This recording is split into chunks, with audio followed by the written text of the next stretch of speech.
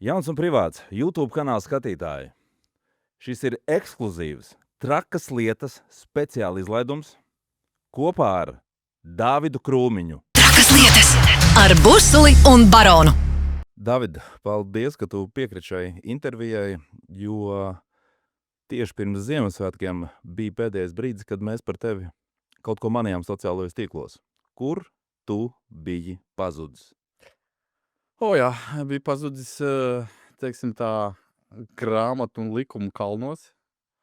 Tāpēc, kad tās visas tās baumas, kas par to man izdošanu, kas ir, tāds ir, man izdod 22. janvārī, man ir izdošanas pavēle. Un šo visu brīdi es tiesājos, biju tiesās, visādās kasācijās, visu kaut kur ņēmos, darījos, jo viss šis process tāds ļoti interesants. Pilnīgi grūti sajūta, ka tu mēnešu laikā esi apguvis jurisprudences pamatus. Es domāju, ka ne tikai pamatus, pat cik ir rakstīts, ne tikai visām Latvijas tiesām, sākot ar Satversmes tiesām, Tieslietu ministriju un visu kaut ko tādu, bet arī ar ANO un Eiropas komisijām, Eiropas cilvēktiesību visādām iestādēm, visu kaut kas tam līdzīgs. Tā kā Es domāju, ka droši vien, ka būtu vērtīgi varbūt mums skatītājiem tad izstāstīt tavu sākumu no tā sākuma pašu šo visu notikumu. Viss sākās ar Omegas iebrukumu dzīvoklī. Jā, tas Pastāst sīkāk. Jā, tāpēc, ka līdz šim es neesmu nekur arī neko teicis, tam bija savi iemesli, kāpēc es to nestāstīju, neko nekomentēju publiski. Bet jā, tas sāksim no sākuma ar to iebrukumu, Omegas iebrukumu. Tas ir tas video, ko mēs visi redzējām. Jā, tas video, kas ir visur Eiropola lapās un Latvijas lapās un vis kaut kur citur 6 no rīta. Es jau biju pamodies. Un pēkšņi bam, balkona durvis daudzās. Kurš tavs? 4. Obā, un pa logu arī laižās iekšā. Jā, pa logu arī. Tur Omega cepurnos nostrādāja ļoti labi. Es tāds, pa koridorīt aizēju paskatīties. Skatos, tur lauž, skatos granāta. Bam! Sprāks granāta. Aizēju atpakaļ, saku, pagaid, tūlīt tās būs. Meguds guļ gultā, neko daudz pateikt nepaspēju un nevarēju. Meguds tā ir tā laikā tavu dzīvesbiedrina. Jā, ok. Un jā, tad nāk iekšā Omega. Megai bija suns. Es vēl paspēju pateikt, kā viņi nāk iekšā. Savāc suni. Saka, stop, nešaujiet. Tas suns nav agresīvs, viņš stafs, bet viņš nav agresīvs, viņš neklūp virsū. Īsmā paveicās, ka viņi varēja arī šaut uz suns, kā ja suns kaut kādas uzbrukums, jā, tad paveicās. Un Omega vispār atstrādāja ļoti rūpīgi, ļoti korekti. Bet rūpīgi tas arī saprotams, tiek izsīs loks un izlaustas durvis. Dabūja samaksāt normāli piķi. Bet labi. Nē, vispār tā procesuāli ļoti kārtīgi, bez liegas agresivitātes, vardarbības vai kaut kā tam līdzīgu. Visu tā atnerauca, nolaidās no jumta, izdarīja savu darbu, izlauza ārdurvis, izlauza balkona durvis, ienāca, paņēma, visu ļoti labi, čotka. Kas notiek tālāk? Notiek aizturēšana, notiek ratīšana. Kāds ir tas process? Process ir tāds, kā Omega atnāk, viņi tev savāc. Ja tev noliek zemes, aizsien tur acis, saliek rokdzelžos, UTT, un tad brauc operatīvie darbinieki. Operatīvie darbinieki, kas tālāk pildīs kratīšanu un visu pārējo. Tas viss notiek kaut kādā 10 minūšu laikā. Ienāk Omega, un pēc 10 minūtēm jau ir operatīvie klāt un pārņem vadību. Operatīvie darbinieki arī īstenībā ļoti laipni. Teiksim tā, es tāds pārsteigts par Latvijas instancēm, kā ļoti profesionāli, ļoti laipni un jauki strādā, teiksim tā.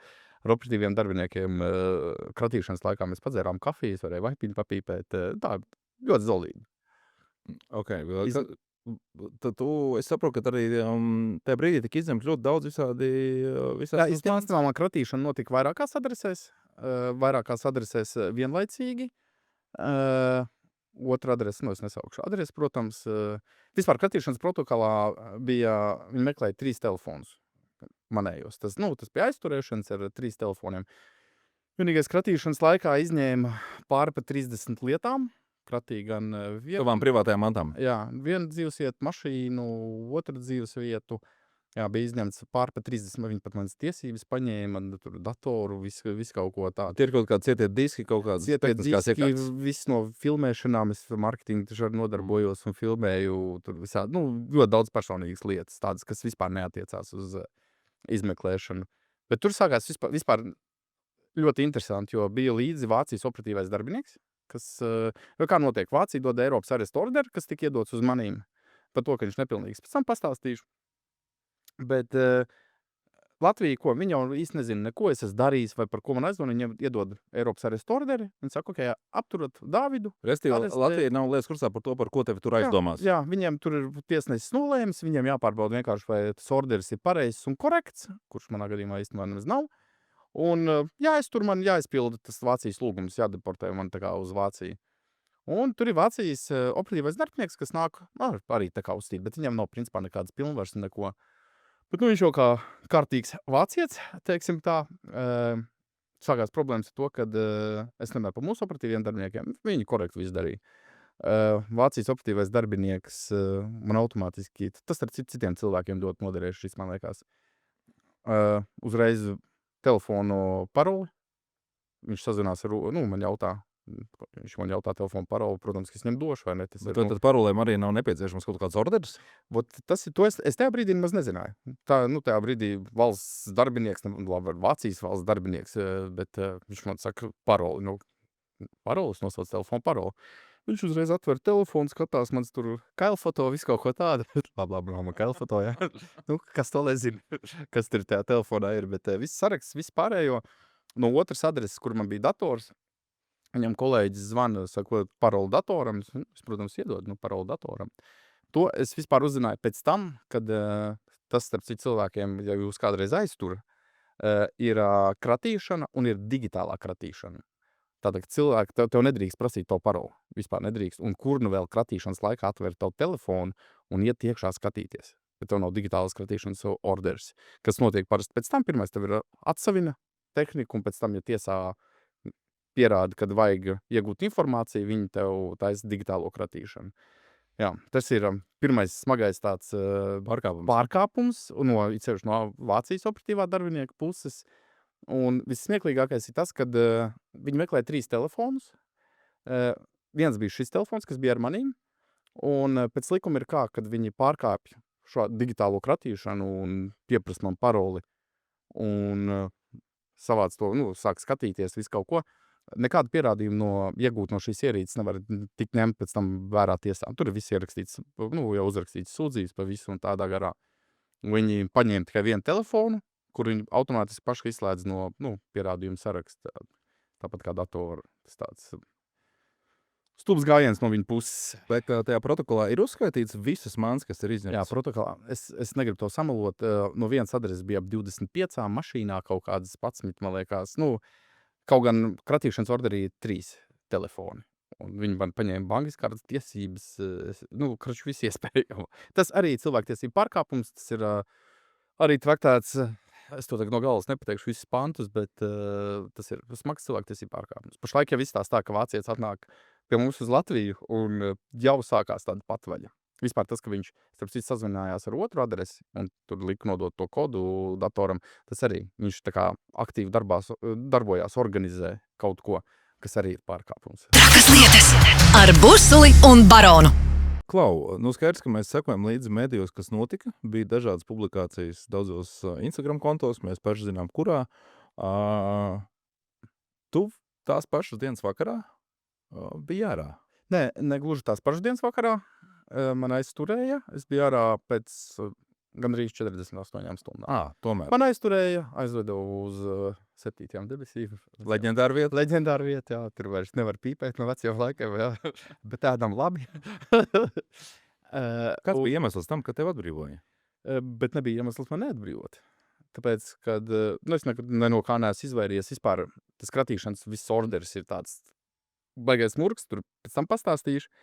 Viņi jau varēja man pirms tam vienkārši pazvanīt vai uzaicināt uz tā kā nopratināšanu vai jebko. Atsūtīt vēstuli. Atsūtīt vēstuli, sadarboties Latvijas instancēm, uzaicināt man uz nopratināšanu, liecības sniegšanu, vienalga aizdomās turamais vai kas, nevis laust ārā durvis, savākt visu iespējamo Un to arī tiesnesis saprata, ka, kāda jēga man aizturēt bija, teiksim, tā izdošanas procesiem vispārējo, jo es esmu publiska persona, es nekur nemūku, neko nedaru. Kā arī es aizvien esmu šeit, un tāda, ka viņai bija taisnība. Un, jā, bet es biju ārā pēc mazāk kā 48 stundām. Man liekas arī, ka gan skatītājiem, gan sabiedrībai kopumā noteikti vajag atcerēties par to, ka šobrīd tavs status ir aizdomās turamais. Es Lai neesmu kādu vainotu, ir jānotiek tiesas procesam, un viņa vaina ir jāpierāda. Tieši tā, un es neesmu pat nevienu liecību devis, ko jau pagājuši 2 mēneši, bet kas notika arī tāds smags cilvēktiesību pārkāpums šajā brīdī, es vēl nebiju īsti, man liekas, ticis ārā, kad jau visi presa rakstīja par mani, ka es esmu aizturēts, kad ir apstiprinājušās ziņas un viss pārējais. Un tas ir... Starp citu, jā, bija mēdī, kur publiskoja, ka iespējams tas ir Dāvids Krūmiņš, un bija mēdī, kas publiskoja, es nemaldos. Jā, ka man ir visi faili, screenshoti un linki un viss pārējais, kad viņi ir pat mediji, kas apstiprināja, ka valsts iestādes to ir teikušas. Jā, tas ir arī ko tas nozīmē? Tas arī ir pārkāpums? Tas ir ļoti liels cilvēktiesību pārkāpums. Iedomājies, viņi paziņoja publiski, kad es esmu organizators cilvēku nolaupīšanai saistītai ar albāņu mafiju. Tas ir pietiekami liels risks, man liekas, tavai dzīvībai. Ar karteli, teiksim, tā lielāko. Tas ir ne tikai manai dzīvībai, bet tas vispār manai privātai dzīvei. Iedomājies, kad, kā tā nevainības prezumpcija, vai kā viņi sauca, kad tas taču neko neesmu izdarījis, ja tā godīgi. Un, jā. Bet pašlaik pa pasauli ne tikai, starp citu, šīs ziņas bija arī Krievijā, pa visām Eiropas valstīm un UTT visur publicēts. Trakas lietas ar Busuli un Baronu. Šobrīd tas, ko tu dari, es saprotu, ka tu sniedz iekšā tās apelācijas, kasācijas, tas, ko tu teici sarunas sākumā studē. Tad kāds šobrīd ir tas status? Ir tā kā nolikts datums, kurā tev ir jādodas projām, un tagad viss sūt uz Vāciju. Jā, pašlaik ir... Pilnīgi atcelt Sibīriju. Bet klausies, tas ir līdzīgi, tāpēc, ka Vācijas cietumos ir obligāti jāstrādā. Tas ir tā kā kaut kādas tās koncentrācijas nometnes bez maz vai, viņi atnāk tā pārkāpa likumu, ko paši izdomājuši, lai savāktu un izsūtītu. Labi, tas tāds. Bet man ir 22. janvārī jāierodās lidostā, kur man atsietina un nodod Vācijai, teiksim tā. Protams, ir daži fakti. Es pirms tam mums bija kasācija, 2 sēdes kasācijā, viss kaut kas kasācija tika noraidīta. Tāpēc kasācijas bija jauni fakti, jo, kāds stulbums ar to sistēmu ir tāds, kad tev noliek tādas situācijas priekšā. Piemēram, ja tev vispār nav nauda, tu neko nesaproti no juristiskajām lietām, tu vienkārši aizver acis, apsēdies, tev deportē un dara tev, ko gribi. Bet tad, kad tev ir kaut kādas iespējas un kaut kādas zināšanas un cilvēku apkārt, kad sāc skatīties, iet cauri lietai, protams, citreiz tas bišķi pa maz laika, tāpēc, ka kasācijas kasācija nevar pārsūdzēt, bet, cities pārsūdzēšana tev iedod 10 dienas vai kaut ko tādu, un kasācija vispār nevar pārsūdzēt. Bet diemžēl varbūt nedaudz tā kā pa vēlu, uzzinot daudzus faktorus, kas ir par to Eiropas arestu orderi. Mēs izanalizējam Eiropas arestu orderi, viņš vispār ir nederīgs, tāpēc, kad kāpēc? Notika tāda lieta, kad viņš tika atsūtīts prokuratūru, kad man lūdzu apcietināt saistībā ar tādu un tādu lietu.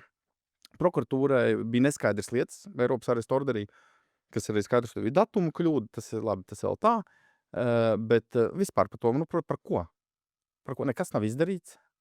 Nekas nav bijis, ko es tieši esmu darījis UTT, prokuratūra arī uzdeva šādu jautājumu. Jo šis Eiropas arestu orderis ir neskaidrs, viņi aizsūtīja, lai viņi atsūta, tā kā labojumu, lai paskaidro šīs detaļas. Vienīgā problēma ir tāda, ka viņi mani ar šīm nesaprašanām un neziņām viņi man arestēja. Tātad viņi arestēja tevi uz kļūdainu izdot. Jā, uz kļūdainu, ko viņi paši uzdeva jautājumus, kur nebija vēl atnācis pilnais saimnis, jo atnācis 17. novembrī, man liekas. Arestēja man 12 vai 14 laikam izlaida. Un viņi man tāpatās arestēja, UTT pēc tam atnāca tas papildinājums, kurš ir izmainījis vispār visu Eiropa aresta ordera būtību, kas ir, tur ir juridiski tur ir vienkārši katastrofa. Nepavēlti, tas ir Eiropas komisijā, Javano, visādās delegācijās, Eiropas cilvēktiesību lietās, kaut vai mani deportēs, mani aizvedīs, tā šī lieta neapstāsies, un Latvija, teiksim, tā tiks tiesāta un viss kaut kas tāds. Trakas lietas ar Busuli un Baronu. Jā, man šķiet ir īstais brīdis arī nedaudz atgriezties pie tās albāņu mafijas un pie tava vārda publiskošanas mēdī telpā ne tikai Latvijā, bet daudzās pasaules valstīs. Cik man ir informācija, salīdzinoši nesen tev bija uzbrukums? Cik Mēs varam par to parunāt? Ne pārāk daudz, man 28. decembrī man uzbruka, man sadūra kreiso sāni. Es baigi, tur ir izmeklēšana pašlaik, un es negribu traucēt izmeklēšanai, kaut ko lieki pasakot, teiksim tā. Bet tāds fakts bija, jā. Vai tas ir saistīts ar to, vai nav saistīts, tur nav ne mazākās nojausmas, to es negribu neko komentēt. Tu šobrīd tur esi kā cietušais. Jā, pašlaik man ir cietušā status, tas bija, bija tāds gadījums, bija uzbrukums, sadūra man vesti, kas maksāja štuku 800 burverī. Tāpēc, ka tas ir mazākais. Pašam tur bija bišķūtiņi, nekas nesīgs speciāli. Ņemot vērā to, ka tu biji 8 gadus Franču leģionā, mēs zinām tavu dzīves stāstu, kur arī tu šeit pie mums raidījumā Trakas lietas izstāstīji, un līdz ar ko tu biji 10 gadus meklēšanā, pareizi? Es biju 10 gadus meklēšanā, jā. Kāpēc tu Es jau zinu tavu jautājumu. Kāpēc tu nemūsi prom tagad? Man vairs nav tie gadi, teiksim tā, un ja mēs skatāmies apkārt uz tehnoloģiju attīstību, mukt kaut kur šajās dienās, tas ir diezgan traki. Kāpēc? Tāpēc, ka ar mākslīgo intelektu un visām citām lietām es daudz ceļoju un daudz zinu no dažādām struktūrām. Ar mākslīgā intelekta palīdzību pašlaik tiek traktēts viss. Labi, Eiropa vēl nav tas juridiskie procesi visādi, bet ko es varu garantēt, ka paies tur 5 gadi, pieņemsim, tu nevarēsi nopirksties, ka tas jau būs reģistrēts ar AI un būs sarakstā ierakstīts, ka Doms Barons Lūķis 5 no rīta nesankcionēti nopirdās. Kurš jums to pateica? Jā, kurš jums to pateica? Te vispār par šīm tēmām runājot, pat jebkurā televizoru var noklausīties un visu kaut ko tādu ir. Un AI to visu spēja apvienot un traktēt, tas ir drīz tāda mukšana. Tas nav tā kā 90. 2000. agrā sākumā, ka tu vari nopirkt dokumentus un braukt dzīvot uz Sibīriju, mierīgi atpūsties. Varbūt, ja es pievēršu uzmanību nedaudz internetā, ka tagad nāk baigi daudz video ārā, kā atklāta lieta, kas bija pirms 15 gadiem, pirms 20 gadiem UTT. Starp citu, jā. Jā, un tas viss ir AI. Tas AI pašlaik viņš ir drīz, manā uzskatījumā cilvēks būs zem tādas kontrolas, ka tu tiešām nevarēsi nopirksties 5 no rīta, ja tas nebūs atļauts. Tāpēc, kaut kur baigi mukt. Jēga. Man tad ir tas jautājums, tu mums esi iedevis, es tiešām man šķiet, ka tik biezu papīru čupu makulatūras ar dokumentiem, es pēdējo reizi redzēju grāmatvedības kabinetā, kas bija, teiksim, pārskats par 2021. līdz 2024. gadu. Kāpēc tu tos mums esi atstājis? Ar kādu domu? Tas ir doma, ka, ja man tajā 22. izsūta, jums ir, man liekas, redzēt tiešām dokumentu kārtas visas augstākās tiesas, senāts, senāts tāpat augstākā tieslietu ministrijā, tiesības sargs, viss pārējais, ka šī lieta paliks publiski. Viņā paliks publiska un visas, teiksim tā, cilvēktiesības, kas tiek pārkāptas vai kaut kā ne tā tiek darītas, es domāju, ka jūs parādīsiet. Jo tu jau iepazinies ar daļu, un es vēl pēc tam pastāstīšu vispārējo faktam. Ka, ja izdomā likumu, tu nevar sodīt viņus cits cilvēks pēc viņa, ja tu pats viņu neievēro, vai ne? Nevar atlidot, tā kā pašlaik mans skatījums šo gadījumu vispār ir tāds, kad tiek uztaisīts kaut kāds Eiropa arestu orderis, kurš vispār ir nederīgs. Atlido mūsu vāciešu draugs un kratīšanā pārkāp visas cilvēktiesības, visas likumus un robežas, publicē tavu identitāti, pakļaujot tevi briesmām. Kas arī realizējās. Kas arī realizējās, un ja mēs paskatāmies šī lieta, tas apvainojums, kas uz manīm ir, viņš nav tāds bērnu, vai ne? Tas ir tāda nopietna organizācija un nopietnas apvainojums. Un to visu publicēt, un pēc tam vēl visu pārkāpjot, izsūtīt, bet tā ir. Bet tāpēc ir Eiropas komisija, tāpēc ir ANO un citas iestādes, kur jau dokumenti iesniegt. To tu varēs pēc tam brīvajā laikā ar kafiju iziet cauri. Nenoliedzami tu ne tikai esi radījis, bet arī tu pats esi skandalos tēls, Dāvid, ar visu savu dzīves stāstu par visu, kā jau es minēju, Franču leģionu, viss, kas ir bijis ar krimināllietām iepriekš, tas droši vien tev ir asinīs, bet es tev gribu jautāt, ja tu šobrīd varētu pagriezt laiku atpakaļ, vai tu kaut ko mainītu? Trakas lietas ar Busuli un Baronu. Zini kā, es diezgan neraksturīgi ar tevi runāt šādā vidē. Mēs parasti esam pieraduši smieties, kā mana mamma saka, zirgoties. Tā atmosfēra ir tāda, kā lampa milzīgi virs galvas, kā nopietnošanā. Mēs viņu apzināti tādu radījām. Es tā arī saprotu. Bet, ja tomēr 22. tevi izsūta, kā tu plāno pavadīt pēdējās dienas? Kas ir tas, varbūt apciemot kādu, nezinu, varbūt ir balīts prātā, varbūt kaut, es nezinu, kā šādos brīžos ir jārīkojas. Es neesmu bijis, un ceru, nekad nebūšu šādā situācijā. Tas diezgan stulbi, tāpēc, ka kā brīvals jau ir tajā, ka, ja viņi man deportē, es vairs nevaru aizstāvēt. Es nevaru, jo, man nebūs ne pieejams ne internets, ne lieta, tas, ka es vairs naudu nevaru pelnīt, man šie 2 mēneši ir aizgājuši ar juristiem un vispārējo, tā ir cita lieta, bet tur es svešā zemē runāju visu vāciski, es vairs neko tur nevarēšu panākt, es nevarēšu sev kārtīgi aizstāvēt, tas skaidrs pats par sevi. Tad visu šo laiku es darīju maksimālo, ko es varu izdarīt. Mācījies vācu valodu? Jā. Nē, bet tad to es teicu, ja es norākšu tur, tad būs vēl viena sastā valoda, ko es mācēšu. bet jā, tā kā visu šo laiku man bija tā diezgan, es pastudēju, juristi, viss kaut kas tāds, papīri, es tur iedzeru, patrenējies, atkal tas pats, un uz apli. Kā es pavadīšu pēdējās dienas? Nu, vienkārši man šķiet, ka tavā vietā esot, es apzinātos, ka ir kaut kādi elementi, kurus 10 gadus es nevarēšu veikt. Vai tomēr, kā Džekam, nav kāds uzdevums, ko vajadzētu spēt izdarīt tā daudzumā? Nav jau tā, ka es tos uzdevumus nevēju. Bet nav arī tā, ka vajag tādas prātas kaut kādām balītēm nesās, Es pat ir grūts jautājums. Ko tu pats darīt? Ja tu zini, ka tu, kas tagad pa datumu ir? Šodien. Kādas 5 dienas ir palikušas, un tu brauc, piemēram, uz 15 gadiem, jo tāpēc, ka, draud 15 gadi. Ko tu darītu? Es ļoti iespējams, ka kaut kādā veidā es aizlāpītu vienu caurumu. Vismaz tas ir tas, ko es filmās esmu redzējis. Realitāti es noskaidrot negribu. Es teicu, šos pēdējos mēnešus es ļoti daudz laika pavadīju ar meitu. Es saku, tā vienkārši, un nav nekas tāds, ko es, man liekas, tā kā pirms āmen. Tas nav tas pats, kas Kalāšņikovu pieliek pie galvas. Tas nav tas pats. Janmā. Jā. Tas nav tas pats, bet līdzīgi. Lai arī mēs pārgājām jau uz tādu humoristisku noti, es nevaru tev nepajautāt. 15 gadi un domas par meitu. Viņu neredzēt. Kāds ir sajūtas? Diezgan smagi. Tas ir tāds, sāpīgais posms tajā, bet tāpēc es uzskatu, ka es esmu izdarījis maksimāli visu, kas ir manos spēkos. Tāpēc, kad es tur nepalikšu arī 15 gadus, aizbraukšu, pierādīšu savas lietas, kad es neesmu vainīgs un vispārējo, bet tas aizņems vairākus gadus, it sevišķi svešā valstī, tiesājoties svešā valodā, nekā esot Latvijā te un darīt to attālināt, to jau visu var ir attālināt darīt. Bet jā, tas ir tāds, bet es esmu darījis visu, ko es varu. Tad atkal man paldies tev par šo godīgu atbildi un uzreiz gribās atkal pārēt uz to mūsu humoristisko daļu. Es esmu dzirdējis, ka rūtotā saulē, jeb cietumā, par labu uzvedību varot izlaist ātrāk. Dāvid, vai tu esi iemācījies labu uzvedību? Tur jau tā problēma. Es jau zinu, ka man par labu uzvedību nekad neizlaidīt. Tas jau sākās skolā.